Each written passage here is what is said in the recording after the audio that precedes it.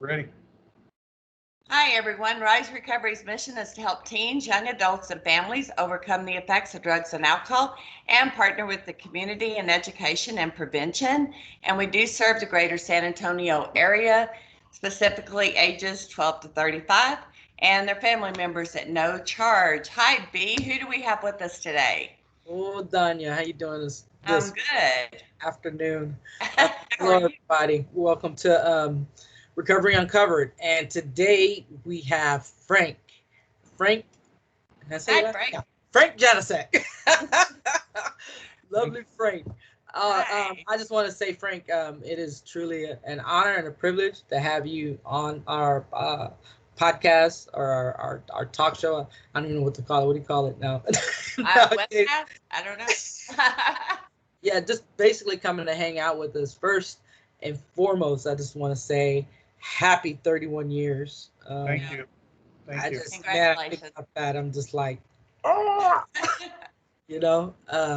But I know, from the moment that I stepped on to Rise Recovery and just became a part of this thing, you have always, just been like a really big inspiration and just, I don't know, just be able to look up to you and come to you and talk to you about anything and everything, not only comes to recovery, but life in general. So you've always been a great go-to guy for me, and I appreciate it. I'm glad that you're here. And I guess I just want to just kind of just open up and just talk about, how did all this begin for you, Frank, Yeah. and your introduction into recovery? Well, first of all, let me say you humble me and you bless me, B. I never saw myself as somebody who could help others, and that's where my story begins.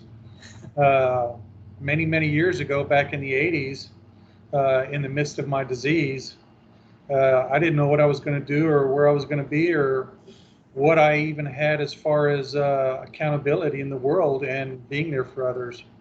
And I thought my life was at an end. And a friend introduced me to what was then called Palmer Drug Abuse Program, which is a sister city to Rise Recovery in Hobbs, New Mexico. And he took me to my first meeting. Um, it was in the basement of a church. There was no windows. We went down some concrete stairs, opened up a steel door with one of those little glass wire mesh windows in there to keep people from being able to break in.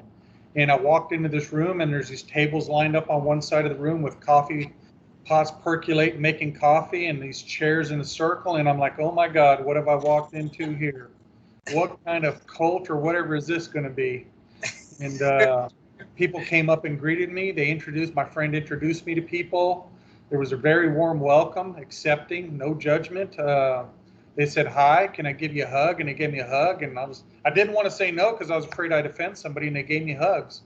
And at that time, I was a little uncomfortable with that, but I endured it. And then they said, hey, go ahead and have a seat. So I sat in that circle of chairs and waited things for begin. Didn't talk much that day, just kind of listened. And I heard some things in there that gave me hope of being a better person. And that's where my journey started. As time went by, I seemed to have made it for 30 days sober.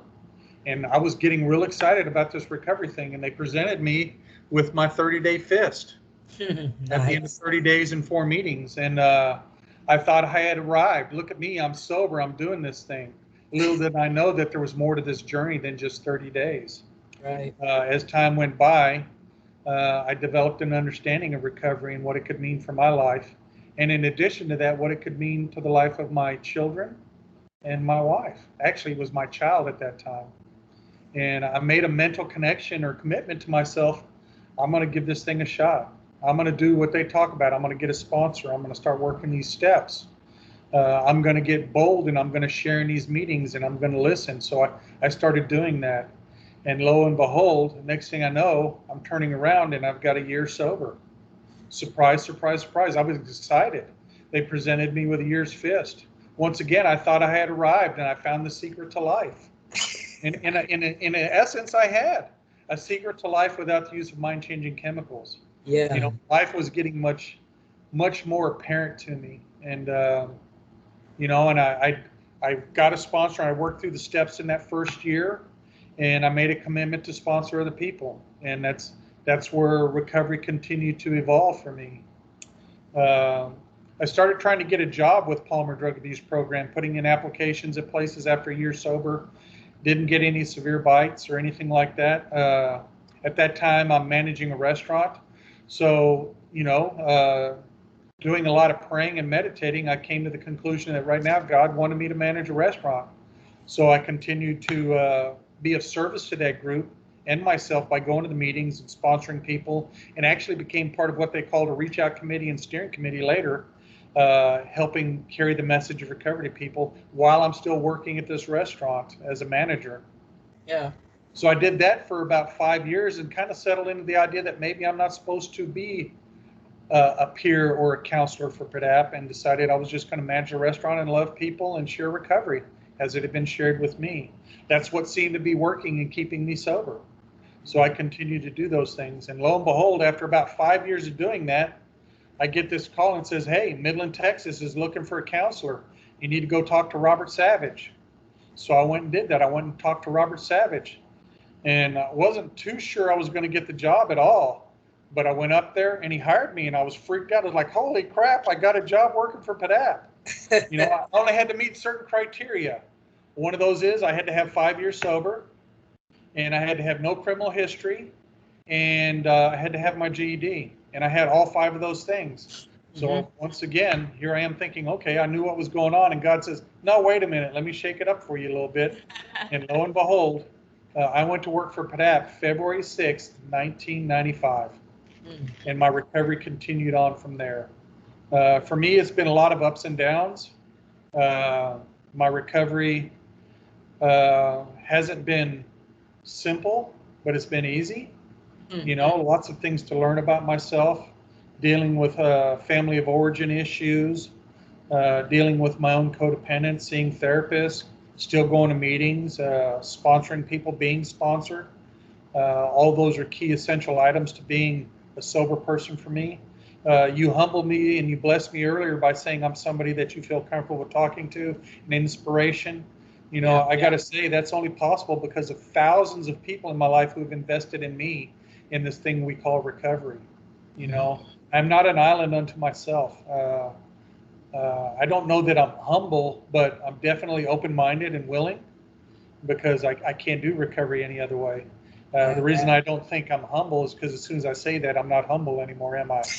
I definitely am teachable, and I do know there is a God and I'm not him, and I need to defer to him. And usually, that's either in quiet time, praying to him, or meditating, or listening to other people in recovery, because God speaks to me through other people. He truly is a benefactor for me through other people. That's what I call God with skin on. And that's the people in rooms of recovery like you and Danya and some of the other folks you've had in these meetings, plus others out in Alcoholics Anonymous and other places where I practice my recovery.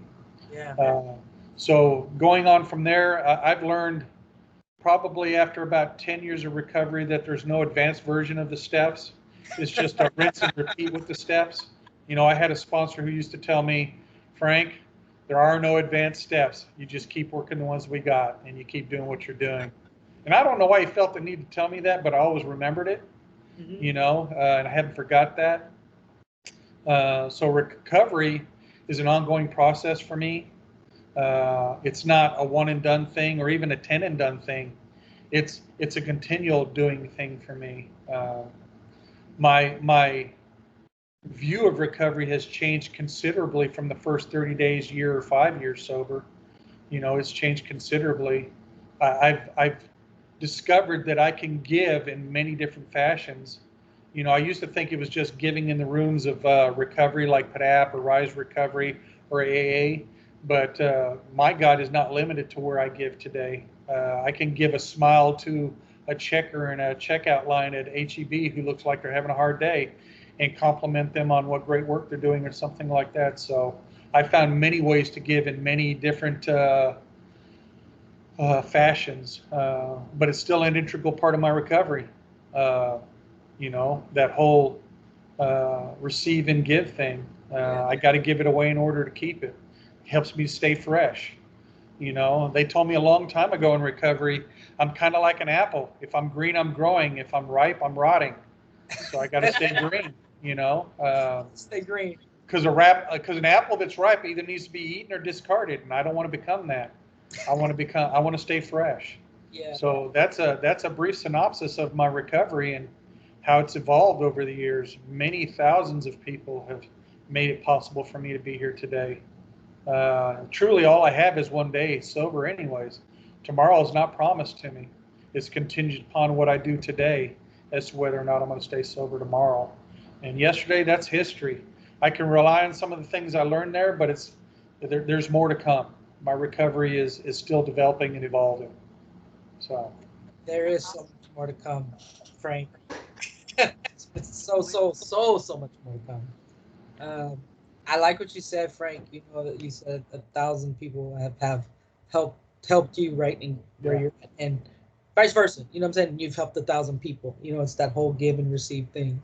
That just in that cycle, I think like it's kind of like a cycle of life, right? But it's that cycle of recovery. You know, we give, we receive, and we receive when we give.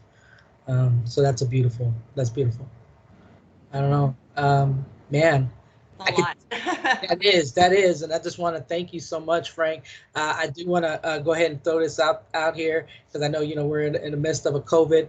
But if no one's ever received a Frank hug, I love your hugs, Frank.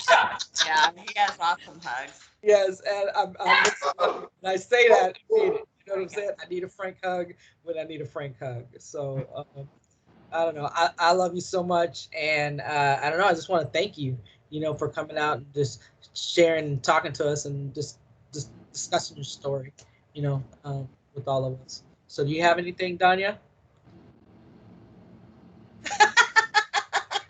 Sorry, my dog is barking. What can I It say? happens. Sorry, everyone. It's all good. That's not a good thing. But anyway, if anyone knows someone who's struggling with substance use or you're just not sure, please reach out to Rise Recovery. We are here for you. You can call 210-227-2634, or you can email at info@riserecovery.org. And you can go to www.riserecovery.org to find out more about us. And please share this podcast with anyone you know who is seeking support or struggling. Thank you so much for watching today. And thank you, Frank, for being here. I'm grateful to be here. Grateful. All right. Thank you, guys. Bye. Bye.